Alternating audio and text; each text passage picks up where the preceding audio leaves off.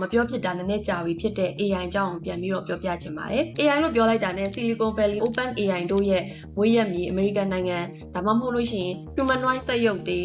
EV တွေကိုအသေးအံထုတ်နေတဲ့တရုတ်နိုင်ငံကိုပြေးပြီးတော့မြင်ကြလိမ့်မယ်ဒါပေမဲ့အခုလက်ရှိအရှေ့အာရှမှာလူသိနေပြီးတော့တတိယနေရာကနေတိတ်လေးလိုက်နေတဲ့နိုင်ငံတစ်နိုင်ငံရှိတယ်အဲ့ဒီနိုင်ငံကတော့တောင်ကိုရီးယားနိုင်ငံပဲဖြစ်ပါတယ်။တောင်ကိုရီးယား AI လောကထဲမှာဝင်ပါနေရဆိုတာတဲ့အဲ့ဒီ AI လောကတစ်ခုလုံးရဲ့အခြေခံအုတ်မြစ်ကြီးလို့ပြောမယ်ဆိုလို့ရှိရင်ပုံမှန်ပါလိမ့်မယ်။ဘာကြောင့်လဲဆိုတော့ AI data center တွေလဲပတ်ဖို့အတွက်အဓိကလိုအပ်တဲ့စက်ပစ္စည်းတွေ hardware တွေပေါ့နော်။ semiconductor chip တွေအဲ့ဒီ hardware ပစ္စည်းတွေကိုအဓိကထုတ်လုပ်နေတာကတော့ကိုရီးယားနိုင်ငံရဲ့ကုမ္ပဏီအကြီးစားကြီးနှစ်ခုဖြစ်တဲ့Samsung နဲ့ SK Hynix ကပဲဖြစ်ပါတယ်။ဘာကြောင့်ဒီအကြောင်းအခုမှပြောဖြစ်သွားတာလဲဆိုလို့ရှိရင်တော့ဇွန်လ29ရက်နေ့ဟာကိုရီးယားနိုင်ငံရဲ့သမ္မတကကြေညာချက်တစ်ခုကိုထုတ်ပြန်သွားတယ်။အဲ့ဒါကတော့ American Dollar 880 ဘီလီယံနဲ့ညီမျှတဲ့တောင်ကိုရီးယားငွေကိုဒီ AI နဲ့နည်းပညာလုပ်ငန်းတွေအတွက်ယင်းနှိမ့်မြုပ်နှံမှုတွေပြုလုပ်သွားမယ်ဆိုတဲ့ကြေညာချက်ပဲဖြစ်ပါတယ်။သူ့ရဲ့မိန့်ခွန်းပြောစကားမှာလည်းခုနကပြောခဲ့တဲ့ Samsung နဲ့ SK Hynix ကုမ္ပဏီနှစ်ခုကိုလည်း National Heroes တွေအမျိုးသားသူရဲကောင်းတွေလိုတောင်တင်စားပြီးတော့ချီးမွမ်းပြောဆိုသွားသေးတယ်။ရင်တုန်းကလိုမျိုးကလကာနောက်ွယ်မှာပဲနေပြီးတော့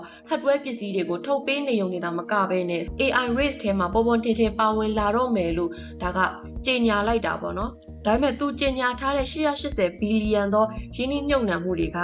data center တွေအတွက် hardware တွေ semiconductor တွေကိုပဲထုတ်ဖို့အတွက်စက်ရုံတွေမှာပဲအသုံးပြုသွားမှာလို့ထင်နေရင်တော့လုံးဝမှားသွားလိမ့်မယ်။လက်ရှိအချိန်မှာတောင်ကိုရီးယားက AI နည်းပညာကိုနှစ်စဉ်လူနေမှုဘဝယဉ်ကျေးမှုနဲ့ဖြောပြရေးကဏ္ဍတွေတဲ့အထိတွင်ကြဲထဲဝင်အသုံးပြုနေတဲ့နိုင်ငံတစ်နိုင်ငံဖြစ်လာနေပါပြီ။ဆိုတော့ကိုရီးယားနိုင်ငံမှာ AI ရဲ့လွှမ်းမိုးမှုတွေဘယ်လောက်ထိတောင်မှကြီးမားနေပြီလဲဆိုတဲ့အကြောင်းလေးကိုဆက်ပြီးတော့ပြောပြပေးချင်ပါတယ်။တောင်ကိုရီးယားနိုင်ငံမှာရုံးလုပ်ငန်းနဲ့သက်ဆိုင်တဲ့အလုပ်တွေလုပ်နေကြတဲ့သူတွေတဲက30%ကနှစ်စဉ် AI tools တွေကိုအသုံးပြုပြီးတော့အလုပ်လုပ်နေကြပါတယ်။အဲ့ဒီတဲကမှ56%ကသူတို့ရဲ့ professional အလုပ်တွေကိုနောက်ထပ်တစ်ဆင့်ပို့ပြီးတော့အဆင့်မြင့်နိုင်အောင်လို့ AI tools တွေကိုအသုံးပြုနေကြပါတယ်။ဆိုလိုချင်တာက email တစ်စောင်ရေးရုံစာရင်းပြုစုရုံနဲ့မဟုတ်ဘဲနဲ့ idea အသစ်တွေထုတ်တာတွေ design ဆွဲတာတွေ brainstorming လုပ်တဲ့အပိုင်းတွေမှာပါ AI ကိုအသုံးပြုနေပြီလို့ပြောချင်တာပါ။ရုံးဝန်ထမ်းဖြစ်တဲ့ဒါပေမဲ့ရုံးအလုပ်နဲ့မဆိုင်ဘဲနဲ့သူတို့ရဲ့အပိုစုဆောင်းငွေတွေကိုလည်း AI နဲ့ပတ်သက်တဲ့လုပ်ငန်းတွေရဲ့ stock share တွေကိုဝယ်ပြီးတော့ရင်းနှီးမြှုပ်နှံမှုတွေပြုလုပ်နေကြပါတယ်။အဲ့ဒါဆယ်စုနှစ်တစုအကျော်လောက်ကဆိုလို့ရှိရင်တော့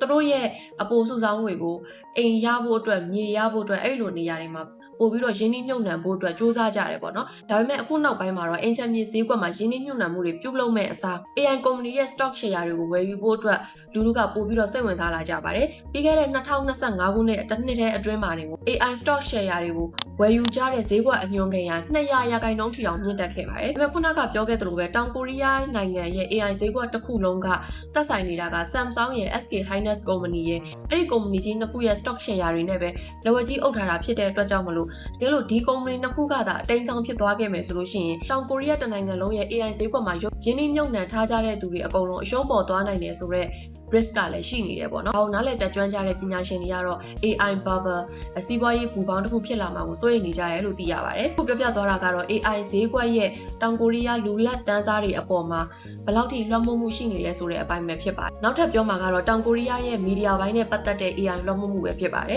။အနောက်နိုင်ငံတွေက deepfake နည်းပညာတွေကိုစိုးရိမ်နေပြီးတော့အခုကိုရီးယားနိုင်ငံမှာဆိုလို့ရှိရင်လည်းကိုယ့်ရဲ့ရုပ်ပုံကိုယ့်ရဲ့အသံတွေကိုအလွဲသုံးစားပြုလုပ်ပြီးတော့အလိမ်ခံရမှာစိုးရိမ်နေကြတဲ့အချိန်မှာတောင်ကိုရီးယားမှာတော့ AI နဲ့ digital နည်းပညာတွေကိုအသုံးပြုပြီးတော့ virtual idol တွေ AI idol တွေကိုထုတ်နေကြပြီဖြစ်ပါတယ်။အခုလက်ရှိမှာအအောင်မြင်ဆုံးကတော့ K-pop fan တွေလည်းသိကြမလဲတူပါတယ်ဒီ Plave ဆိုတဲ့ boy band အဖွဲ့ပါ။သူတို့အဖွဲ့ကကြတော့ AI နဲ့လုံးဖန်တီးထားတာတော့မဟုတ်ဘူးပေါ့နော်။သူတို့က animated လုပ်ထားတာဖြစ်တဲ့ဒီ virtual idol တွေရဲ့နောက်ွယ်မှာတကယ်သူအစ်စ်တွေရှိတယ်။သင်ရေးတဲ့အပိုင်းတို့ choreograph တို့ဒီဆိုကြတာတို့အကုန်လုံးကလူတွေနဲ့နောက်ွယ်မှာဖန်တီးထားတာပဲဖြစ်တယ်။ဒါပေမဲ့သူတို့ရဲ့တချို့သော digital လုပ်ငန်းစဉ်တွေမှာတော့ AI နည်းပညာကပါနေတယ်ဆိုတော့လုံးဝညင်းလို့မရပါဘူး။ MBC လို့ရုပ်သံလိုင်းတွေမှာ AIသတင်းကြေညာတဲ့သူပေါ့နော် AI announcer တွေကိုထည့်ပြီးတော့အသုံးပြုနေကြပြီဖြစ်ပါတယ်။အဲ့ဒီအပြင်က radio တွေမှာဆိုလို့ရှိရင်လည်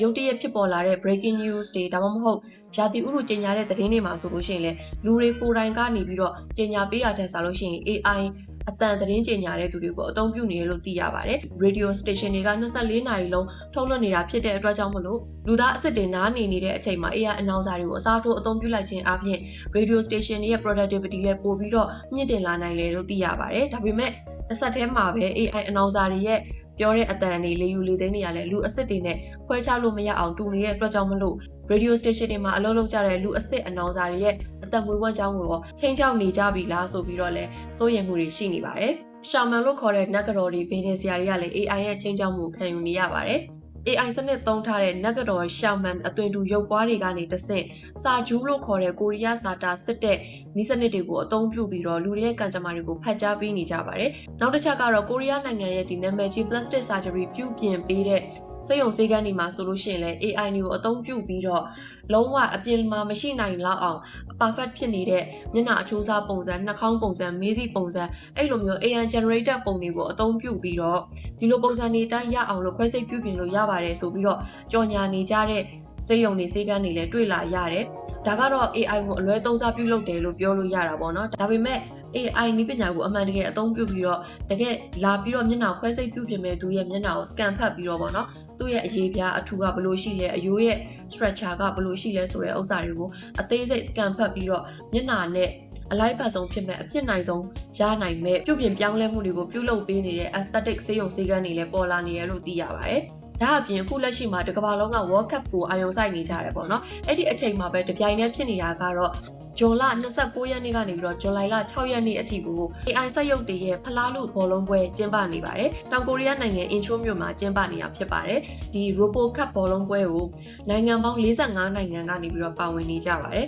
။ဒီပြိုင်ပွဲမှာထူးခြားတာကတော့အရင်တုန်းကစက်ရုပ်ပြိုင်ပွဲတွေလိုမျိုးပေါ့နော်။ဘေးနားကနေလူက remote control နဲ့control လုပ်ထားပြီးတော့စက်ရုပ်တွေကိုဘောလုံးကန်ခိုင်းတာမျိုးမဟုတ်ဘူးပေါ့နော်ဒီစက်ရုပ်တွေကတကယ်ကို AI နဲ့ပဲသူတို့ရဲ့ကိုယ်ပိုင်ဉာဏ်ရည်တူးနဲ့ပဲလဲပတ်နေပြီးတော့ဒီဘောလုံးကိုရအောင်လို့ကန်နေကြတာဖြစ်ပါတယ်နိုင်ငံပေါင်း45နိုင်ငံထဲမှာဘယ်နိုင်ငံအနိုင်ရသွားလဲဆိုတာကိုလည်းစိတ်ဝင်စားကြမယ်လို့ထင်ပါတယ်တရုတ်နိုင်ငံကပါစုအသေးရောစုအကြီးရောစုနှစ်စုလုံးကိုရရှိသွားတဲ့နိုင်ငံကတော့တရုတ်နိုင်ငံကပါဆိုတော့အချုပ်အပြင်ပြောရမယ်ဆိုလို့ရှင်တော့လက်ရှိအချိန်မှာတောင်ကိုရီးယားအင်မတန်မှအန္တရာယ်များတဲ့ကစားပွဲတစ်ခုကိုအလောင်းအစားပြုလုပ်နေတယ်လို့ပြောလို့ရပါတယ်။ဒေါ်လာဘီလီယံပေါင်းများစွာပေါ့နော် AI infrastructure တွေ AI data center တွေအတွက်လိုအပ်တဲ့ကုန်ကျန်း hardware စက်ရုံတွေကိုရင်းနှီးမြှုပ်နှံဖို့အတွက်ထုတ်ပေးလိုက်တယ်ဆိုတာကဒီကမ္ဘာလုံးကဘယ် AI ဘယ် chatbot ကိုပဲအသုံးပြုနောက်ွယ်ရ hardware ကတော့တောင်ကိုရီးယားကပဲဖြစ်စေရမယ်ဆိုတဲ့အကွက်မျိုးပေါ့နော်။သူတို့ရဲ့ယဉ်ကျေးမှုတွေဖျော်ဖြေရေးတွေ stock share တွေကနေပြီးတော့ဘေးဒင်အစုံ